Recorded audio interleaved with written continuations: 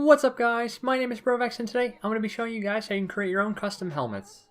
In this video you'll be seeing a lot of methods which includes hydro dipping, plasti dipping, installing reflective tapes, as well as other accessories.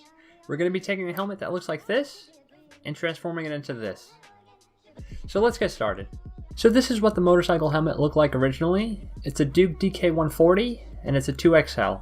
The first thing we're going to do is remove the face shield. This is easily done by lifting the visor to its maximum opening. For this specific helmet, there's two triggers on each side that disconnect the visor from the helmet.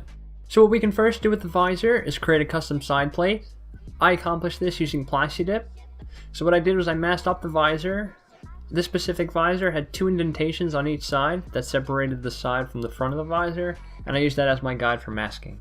One quick tip I have for you guys is to make sure that the edge of the tape you're using is securely fastened onto the visor. This will allow it to be more easily removed from the Plasti Dip when we finish. And a great way to allow parts like this to properly dry is to attach it to a hanger using some string, which will allow it to be suspended in midair.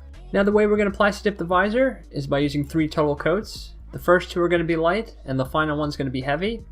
For the final heavy coat, what you want to do directly after you spray it is remove the blue painter's tape. Try to remove it at an angle if you can to prevent the Plasti Dip from sticking to the tape. Now you're just going to remove the blue painter's tape and let the visor dry. You don't want to risk disrupting the Plasti Dip as it dries. What you can do in between coats as you let the visor dry is remove all the padding from inside the helmet, preparing it for hydro dipping or paint.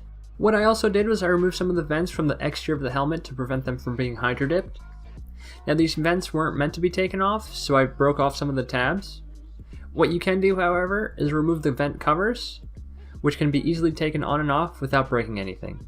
Now you can also Plasti Dip the entire helmet. There's 2 reasons why you might do this. The first is that it'll allow you to bring the helmet back to its original state by making the hydro dip easily removable. And the second is that you can paint it whatever color you want. The hydro dip graphic is transparent in some areas, so whatever base coat you put on the helmet will show through the hydro dip. So what we want to do to further prepare for the hydro dipping process is mask off parts we don't want to hydro dip, like parts of the visor as well as the helmet. I masked off the front vent to keep it black, as well as some cushions inside the helmet that I couldn't remove. The vent holes on top I taped over to prevent hydro dip from going into it and clogging it, but I found that wasn't necessary. You also want to have an idea of how you're going to hold the helmet, as well as how you're going to dip it into the water. So with everything now prepped, what we're going to do is take our hydrographic film and place it into our container. What you want to do is make sure that the hydrographic film is at least 1 inch away from all the sides of the container to allow it to expand. You want to hold the hydrographic film by the edges and slowly place it onto the water just like this. This will prevent any air bubbles from forming underneath it. This container, by the way, was the biggest I can find, and it allowed me to set up just enough film to cover the majority of the helmet. We're now going to spray our activator and let it set up onto the film for about 15 to 20 seconds before we dip the helmet. So when we're ready to dip the helmet, what we're going to try to do is hold it at a 45-degree angle and slowly place it into the film. We're going to try to use the same motion we came up with when we first planned how to dip it. One thing I want to make you guys aware of is the force that the helmet's going to put against you as you try to dip it into the film.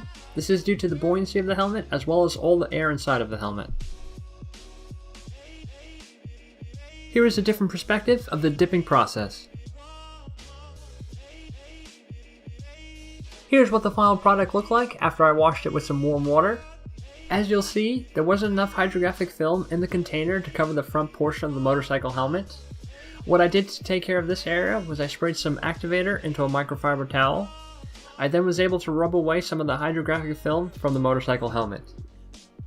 This is what the final product looked like. So we're going to let this helmet dry for about 2 to 3 hours. Once it's completely dry, our final step is to apply some clear coat. We're going to apply it again in 3 coats, 2 light coats followed by 1 heavy coat.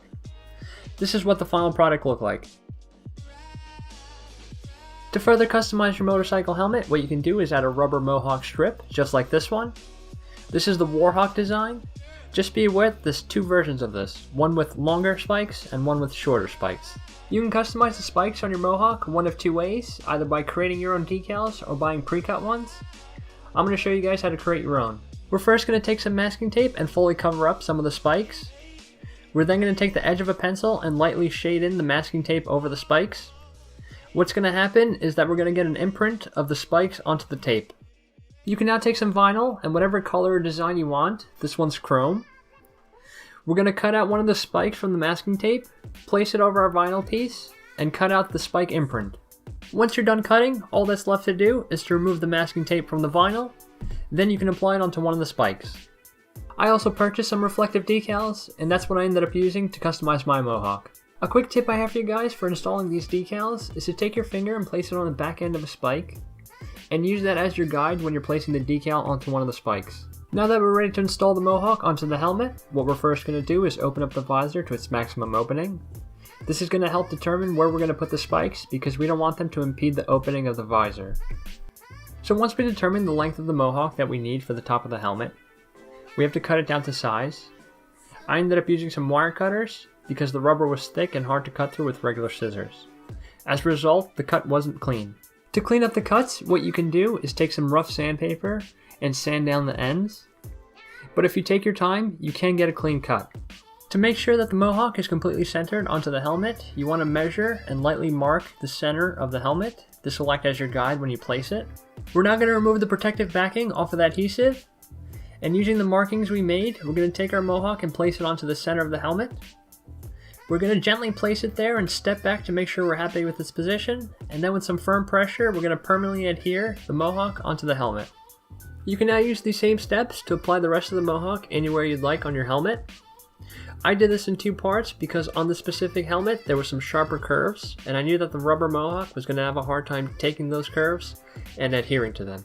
I also had some reflective tape left over from another project, so I used it to line the bottom of the motorcycle helmet to create some more contrast. Here is the final product. I hope you guys enjoyed this video. If you guys have any questions or want to see more videos like this, just leave it in the comment section below and I'll be sure to answer. This is Brovax, thanks for watching.